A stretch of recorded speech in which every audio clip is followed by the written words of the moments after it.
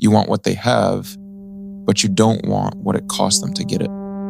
That's the trade you've been trying to make. You see the person doing the original thing, the one whose work has pulled the attention of millions. And you want it, not just the result, but the aura, the gravity, the way their name carries weight. So you watch them. You study them. You start to shape your work in the direction of theirs. And that's the first step in a deal, where you trade the risk of standing alone for the comfort of standing behind someone who already proved it could be done. The deal feels rational. Why reinvent the wheel? Why be the one who's wrong in public when there's somebody right there who's already figured it out? So you copy. You don't call it copying, you call it influence, you call it inspiration, you call it research. But the work you're making is shaped by their work, structured around their structure, decorated with their unique style. You think you're shortcutting your way to what they have. What you're actually doing is making it impossible for you to ever have it. Because here's the first thing you've missed. You don't actually know if they're winning. You see a feed, a highlight reel, a curated front of house. You don't see behind the curtain. You don't see the panic at 3 a.m. about whether the whole thing collapses next quarter. The person whose career you're studying might be 6 months from breaking down. You'd never know. The version of them you're modeling yourself on is the version they chose to show you. And even if they are everything they appear to be, every bit as successful as their feed suggests, you've still lost because they've got years on you. Years of unrecorded experiments. Years of failures you never saw, where they figured out what didn't work and stopped doing it. While you're studying their current move, they're already 3 moves past it. You're sprinting toward where they were. They're somewhere else entirely. You're playing 2 different games on the same field, and only one of you knows it. And the moment you decided to copy them, the position you actually wanted was already taken.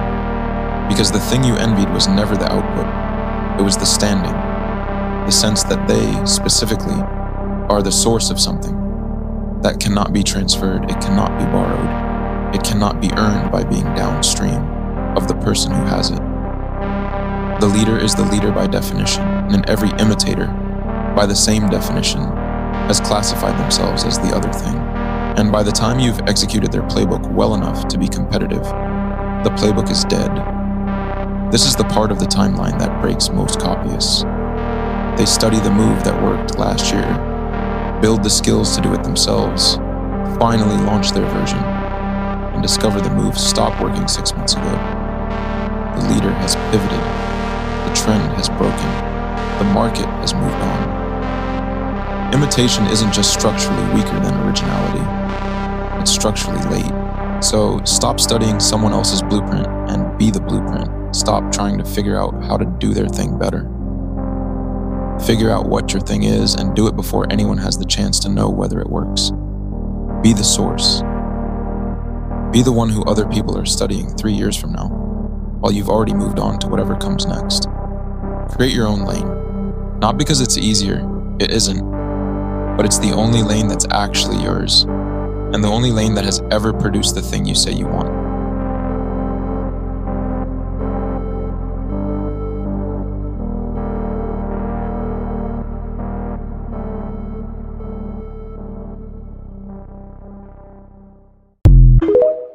You are not the author of your life. You're the reader, turning the pages one day at a time, finding out what you did the same way everyone else does, by watching it happen. Something else holds the pen, and it chooses the easy thing at every fork, and it has been writing in your name for years. And the strangest part is that you've let it deliberately, because a life you never wrote is a life that can never be held against you. You won't believe that yet. You think the problem is discipline or focus or some system you haven't found. So watch what actually happens when you hand the pen over.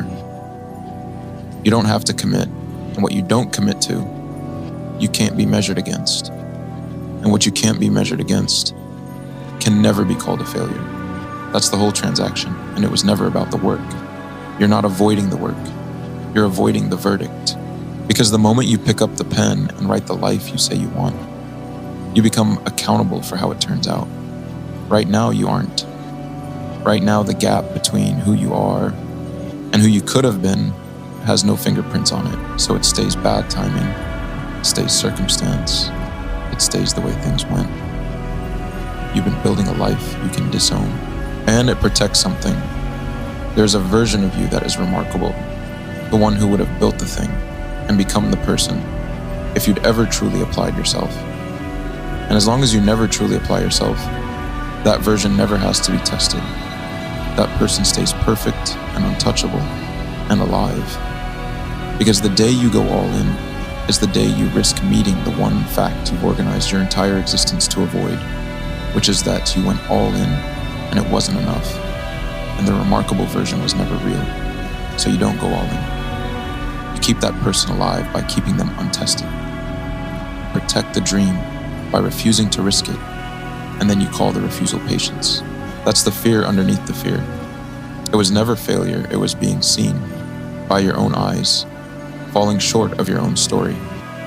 So you built a life where the test never arrives, not in some act of cowardice, but in 1,000 small actions that each felt like nothing. And it works.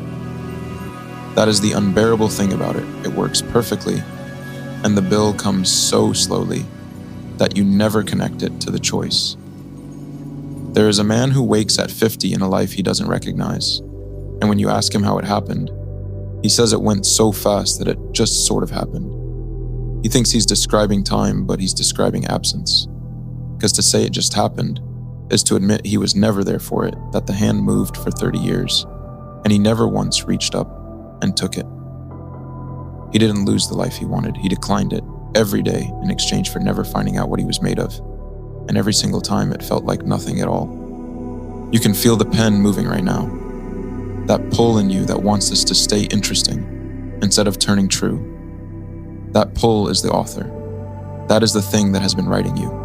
It asks nothing of you except that you keep watching while it works, and it is patient and it is relentless, and it fully intends to finish the book alone. So understand what's actually on the table. You think the choice is between trying and failing, or staying safe.